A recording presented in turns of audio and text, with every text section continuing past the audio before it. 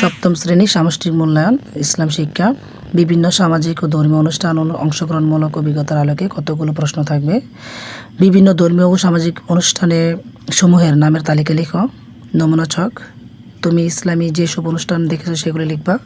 তোমার বন্ধু ইসলামী যেসব অনুষ্ঠানগুলো দেখছে সেগুলো লিখবা। বন্ধুর দেখা উৎসব বা অনুষ্ঠানগুলোর সঙ্গে তোমার দেখা উৎসব বা অনুষ্ঠানের ভিন্নতা খুঁজে পেয়েছো তা লিখবা। এরপরে তুমি ইসলামের যেসব বিধিবিধান সম্পর্কে জানো আর তোমার দেখা অনুষ্ঠানগুলোতে যেসব বিধিবিধান প্রয়োগ হয়েছে সেগুলো লিখবা।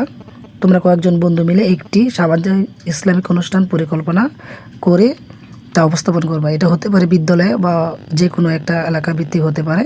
সেগুলো তোমরা পরিকল্পনা করবা এবং তা উপস্থাপন করবা। এই হচ্ছে যে নমুনা একটা প্রশ্ন। তোমরা এগুলা নিজে নিজে প্র্যাকটিস করে কালকে পরীক্ষার প্রস্তুতি নিবা।